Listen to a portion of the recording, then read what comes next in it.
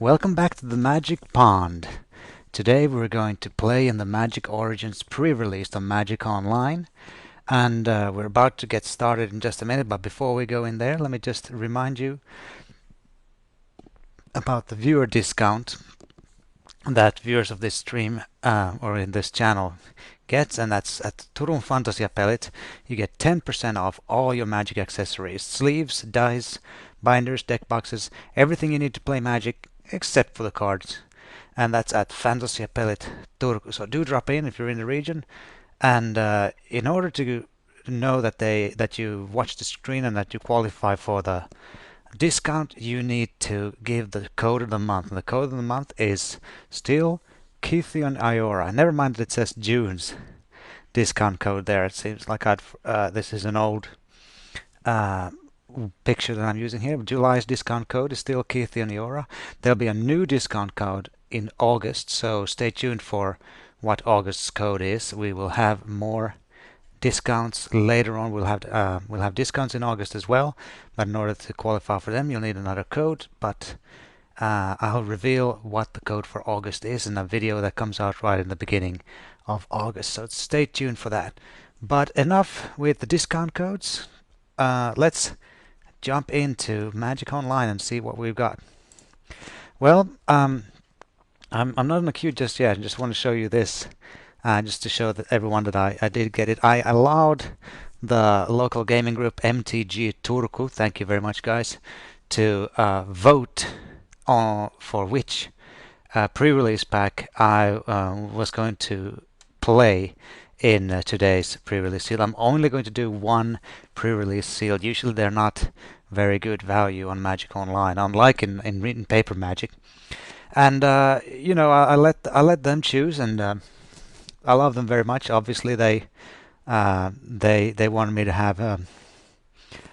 Let's put it like this: they wanted me to have the most challenge I could have, so they selected blue with an overwhelming majority. So here it is.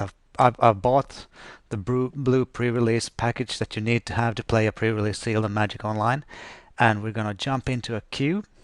We're gonna take a pre-release competitive, 20 tickets and one. That's you have to pay by tickets when you play pre-release. So, and one Jace Balerian's Origin. Let's go in. And seems like we're about to start right away, so I don't even have to pause it. Let's hope there's not too much lag.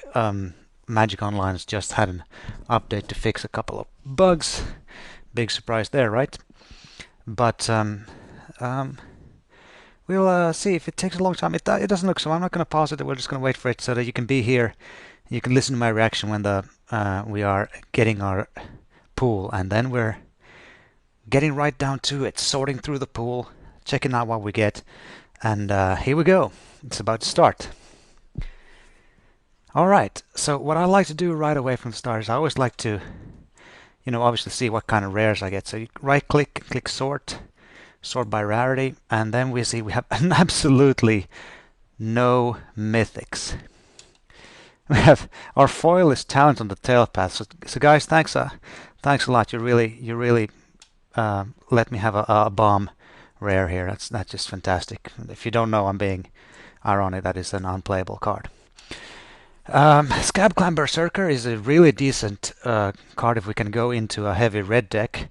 Haste Renown 1, and it really punishes opponents who play non-creature spells because it deals 2 damage to them. And Haste helps to turn this into a 3/3 a lot easier. Mizium Meddler, as I said in my tricks video, I do like this card.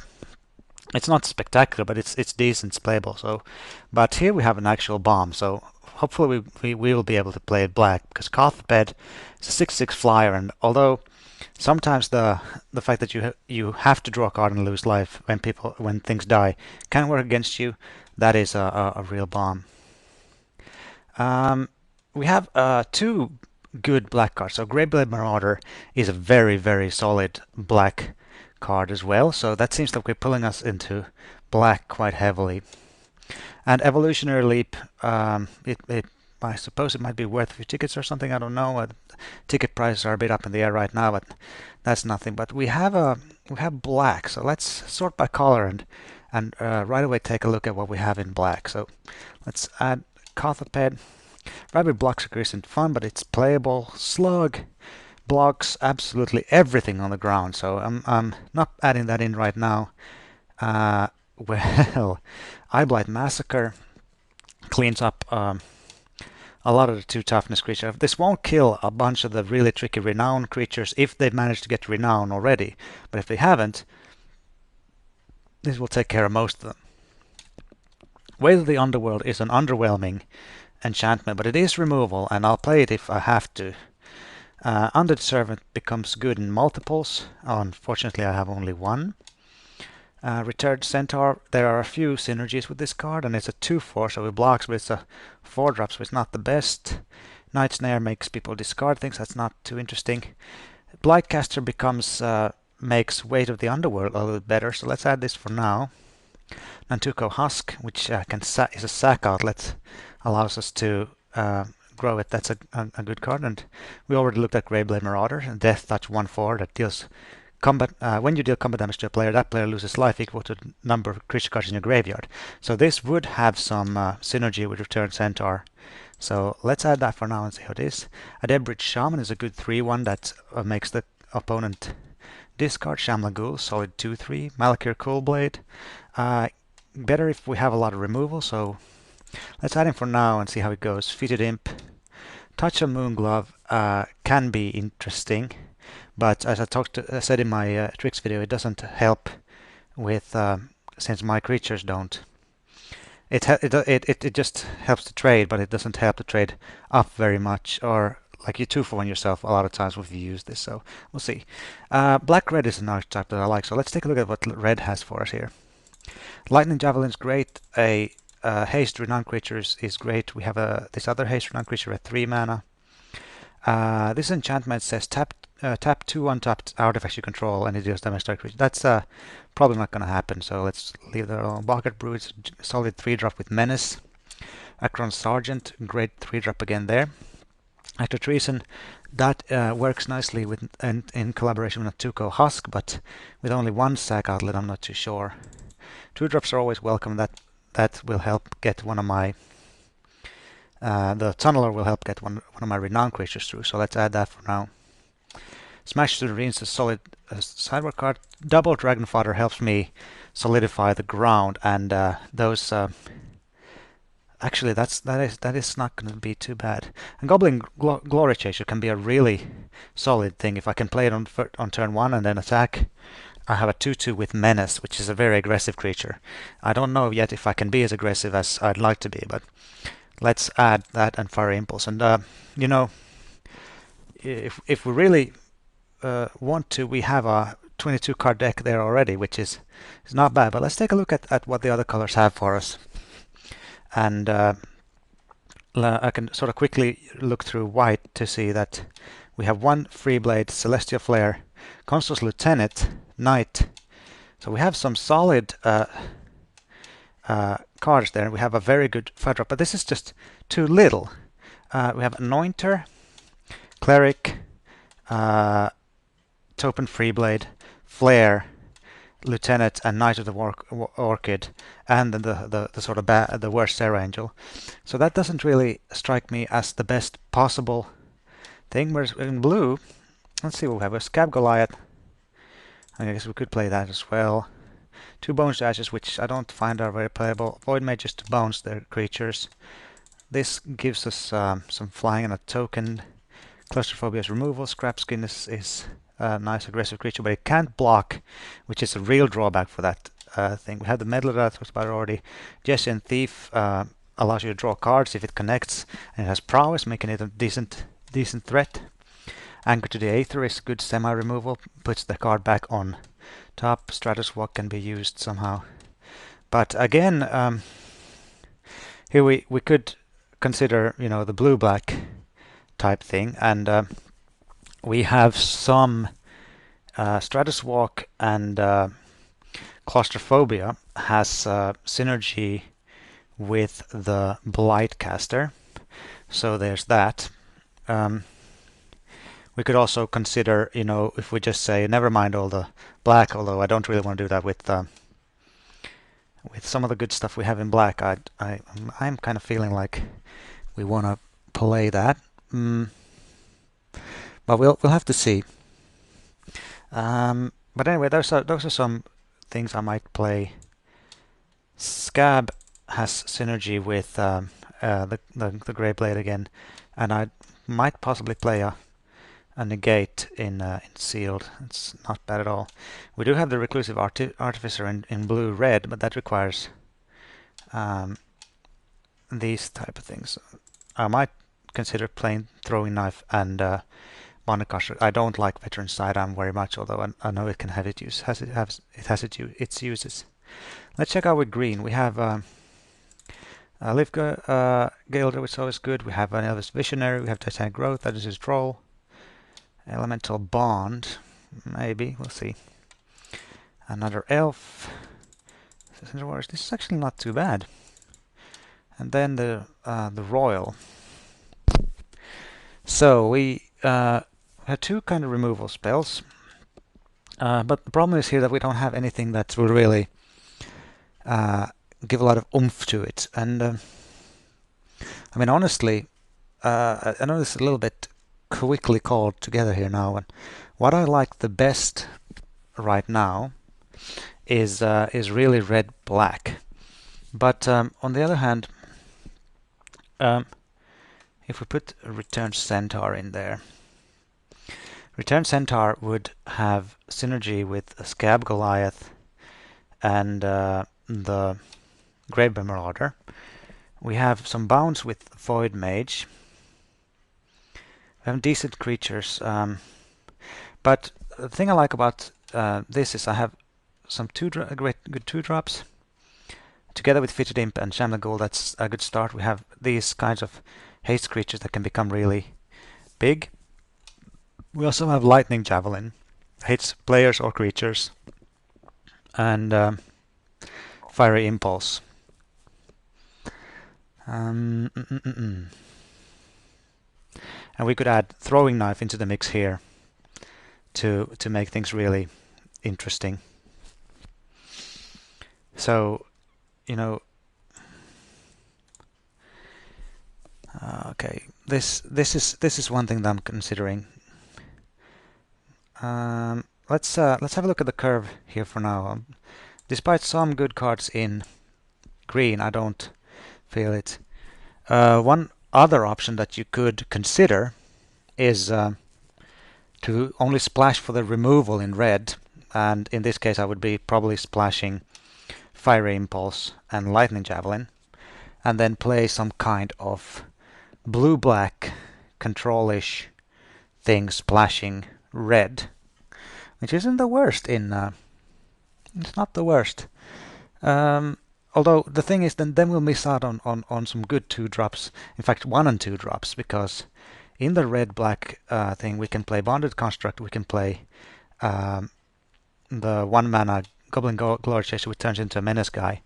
Throw a Throwing Knife on him, and we have a 4/2 that needs to be blocked by 2 creatures, and that's some good times. The Firefiend Elemental has impressed me a lot in games I played so far. I played about 4 or 5 drafts, and managed to win a couple of them, at least one. Maybe I just won one. I think maybe I've just played 3 drafts. But anyway, I've been very impressed with the hasty Renown guys, of which we have 2. Then you could ask, well, is there any other colors that you want? What about Splashing Wild Instincts? Well, let's get back to that when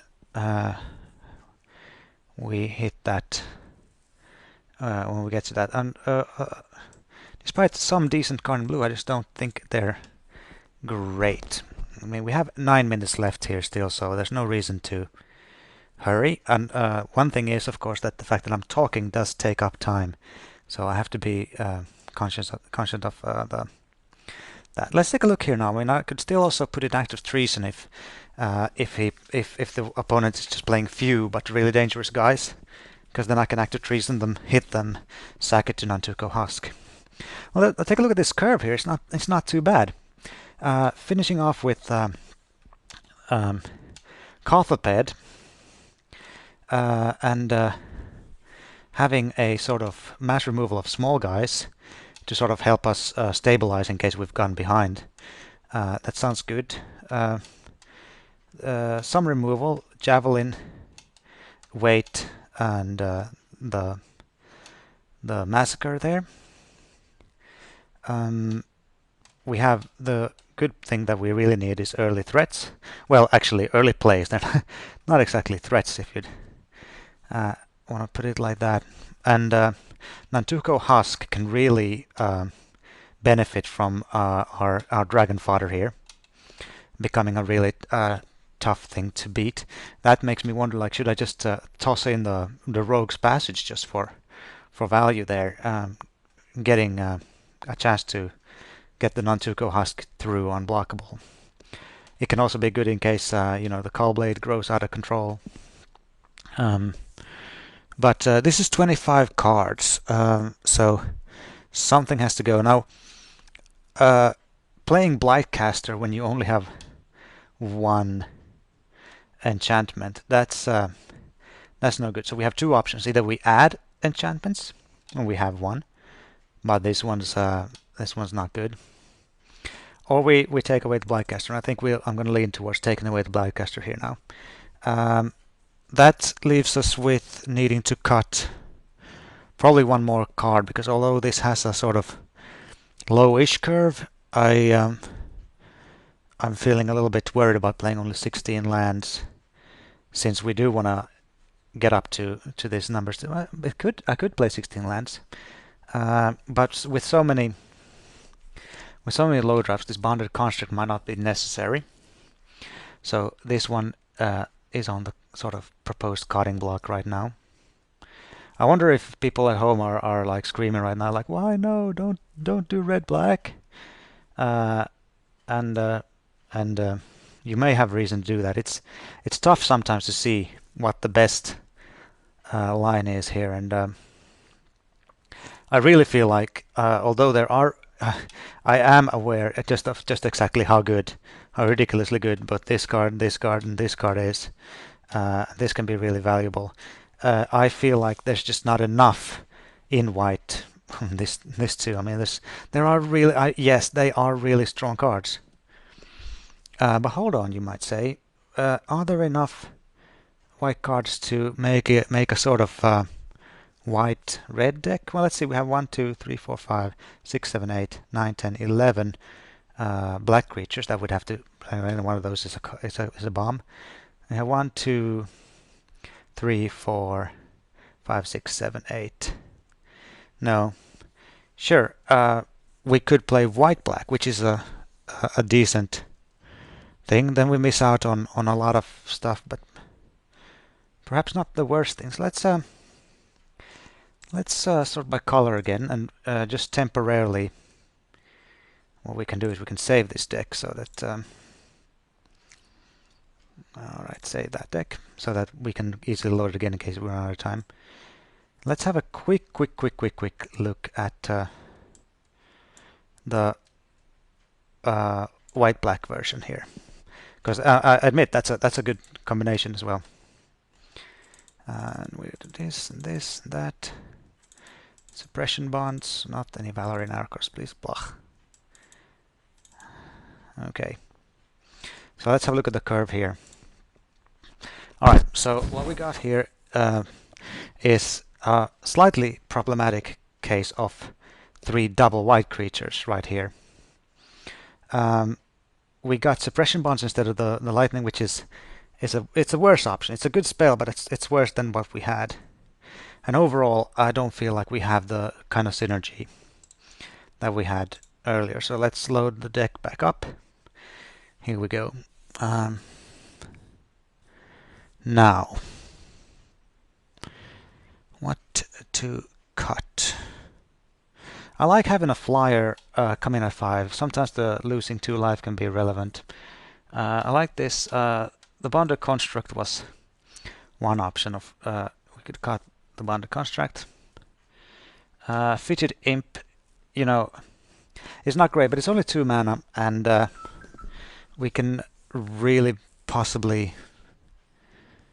It's just great to have a flyer that has death touch. Can come in for a few points of damage, but mainly, it stops everything.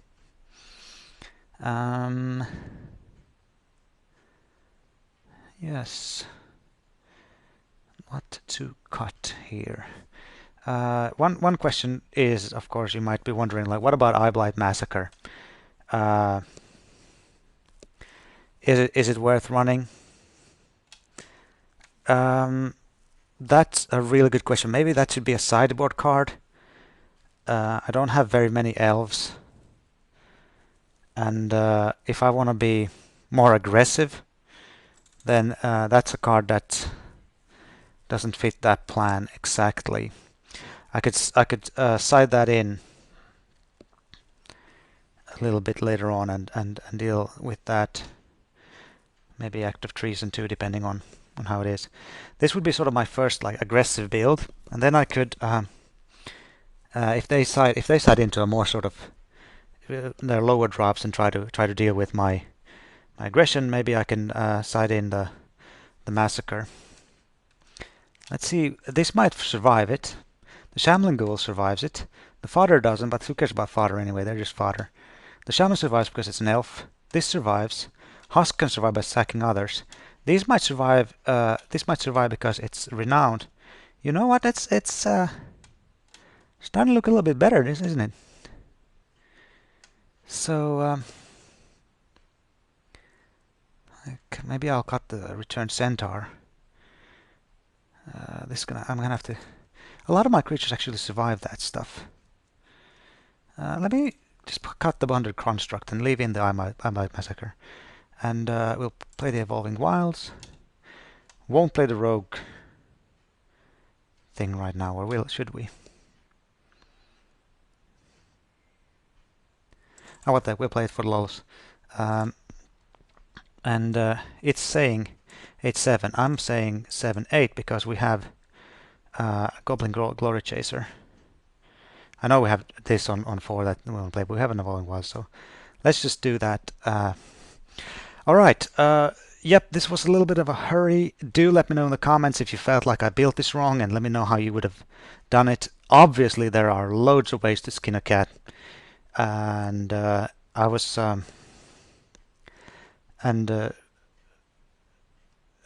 there were several options, although I really feel like black and red here had the best, the most synergistic combo. I can definitely see that there is a deck, a blue deck here, and I know a lot of you hope that I'd be playing blue because I picked the blue pre-release pack, but as I said to people who I met before I did this, I'm not going to play blue just because. I'm going to play the deck that I feel was supported. So let's. I'll bring you back for round 2.